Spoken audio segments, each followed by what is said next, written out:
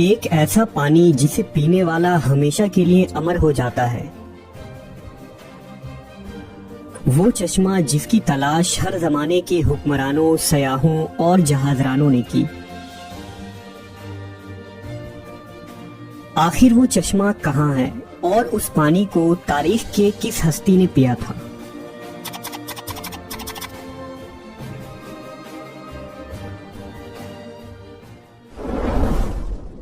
قدیم زمانے سے ہی محققین اور سیاحوں کا یہ ماننا تھا کہ زمین پر کہیں کسی مقام پر ایک ایسا چشمہ بھی موجود ہے جس کے پانی میں سبھی بیماریوں کو ٹھیک کرنے کے ساتھ ساتھ جسم کو امر بنانے کی قوت موجود ہے۔ دنیا کے الگ الگ تہذیبوں اور علاقوں میں آب حیات یعنی فاؤنٹین آف یوتھ نامی اس چشمے کا ذکر ملتا ہے۔ آب حیات کے معنی آب بقا یا وہ امرت ہے جس کے متعلق یہ خاصیت بیان کی جاتی ہے کہ جو اسے پیے گا یا اس میں غسل کرے گا اسے کبھی موت نہ آئے گی اور وہ شخص ہمیشہ جوان اور زندہ رہے گا۔ آب حیات کو آبشار، جھرنا، جھیل یا کسی تالاب کی شکل میں تصور کیا جاتا ہے۔ شروعات سے ہی دنیا میں کچھ ایسے لوگ رہے ہیں جو کافی امیر اور طاقتور تھے۔ ان لوگوں کو ہمیشہ ہی زندگی کے ختم ہو جانے کا یا بوڑھا ہونے کا ڈر ہوتا تھا، اس لیے ایسے لوگوں نے زمانہ قدیم میں اپنی بڑھتی ہوئی عمر کو روکنے اور اسے پیچھے لے جانے کے طریقوں کی کھوج کرنے کی کوشش کی، جن میں عہد وسطیٰ کے مشہور بادشاہ اور جرنیل شامل ہیں۔ تاریخ میں آب حیات کا سب سے پہلا ذکر قدیم یونان کے مشہور تاریخ داں ہیروڈوٹس کی تحریروں میں ملتا ہے۔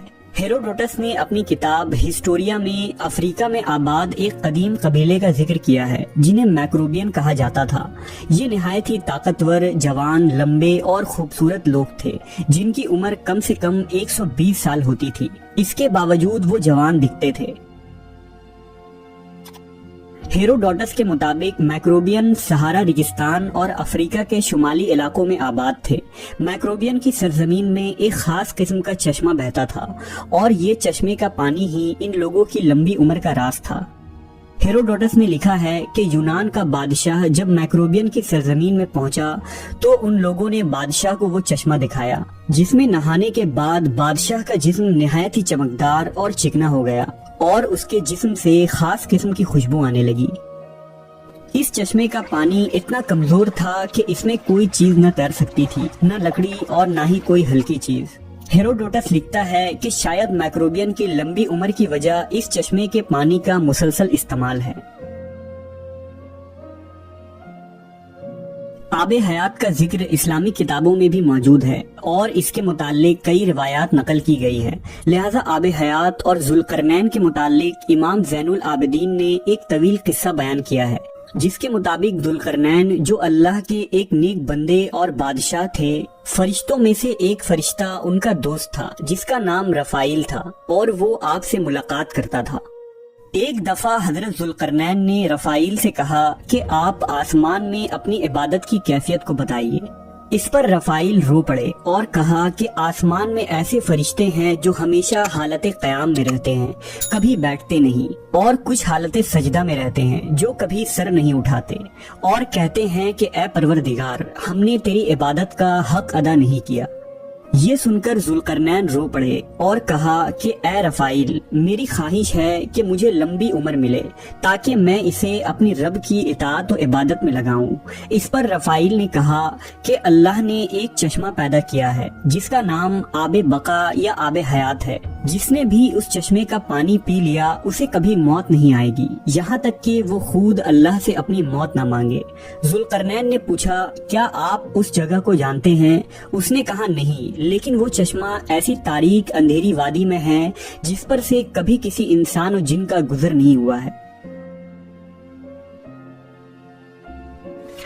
چنانچہ ذوالقرنین نے تمام صالحین اور علماء کو اپنے دربار میں جمع کیا اور ان سے آب حیات کے متعلق دریافت کیا۔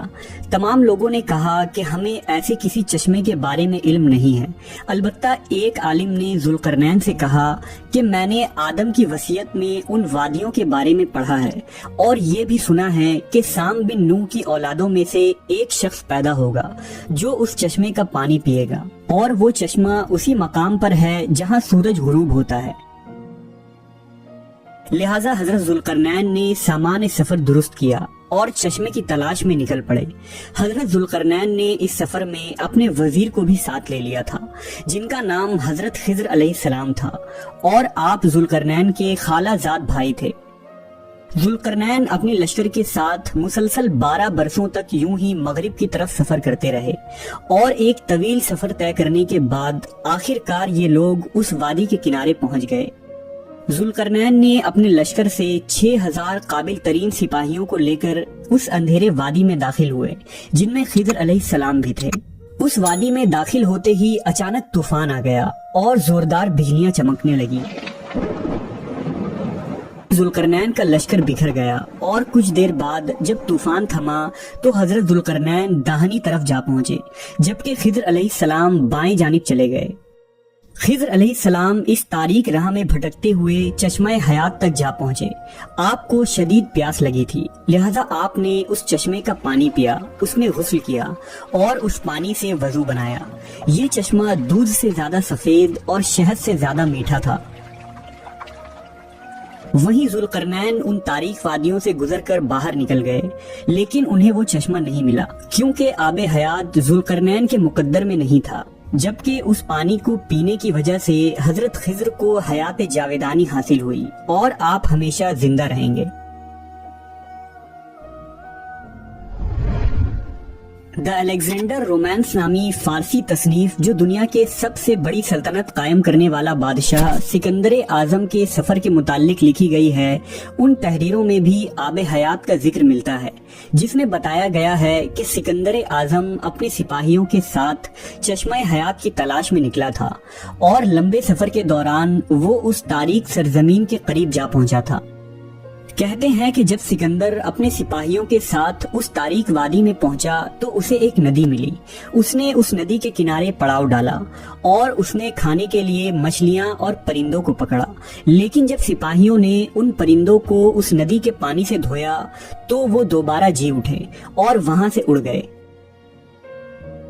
سکندر اعظم کا ماننا تھا کہ وہ ندی جنت کے کسی ندی سے بہہ کر اس زمین پر آ رہی ہے، اس لیے اس میں زندگی دینے کی طاقت و قدرت موجود ہے۔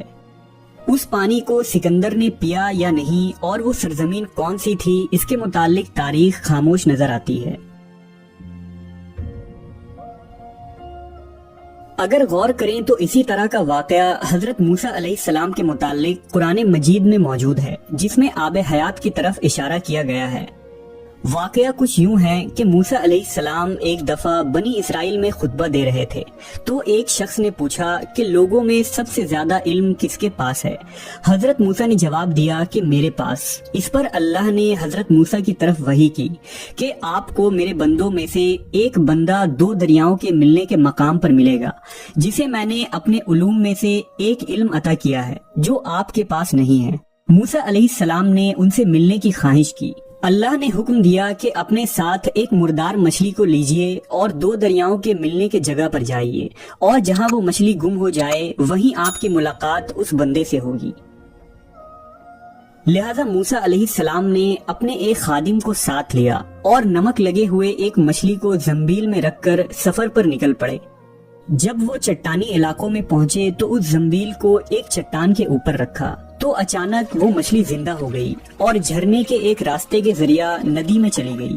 جس مقام پر وہ مچھلی گم ہوئی اسی مقام پر موسیٰ علیہ السلام کی ملاقات اس بندے سے ہوئی جن کا نام خضر علیہ السلام تھا۔ اب سوال یہ ہے کہ وہ مچھلی جو مردہ تھی وہ زندہ ہو کر اس دریا میں کیسے چلی گئی؟ لہٰذا امام ابن کثیر اور طبری جیسے جلیل القدر مفسرین کا قول ہے کہ جس چٹان پر موسیٰ علیہ السلام نے اس مچھلی کو رکھا تھا اس کے نیچے آب حیات کا چشمہ تھا، اور اسی پانی کے چھینٹوں کے پڑنے کی وجہ سے مچھلی زندہ ہو گئی تھی۔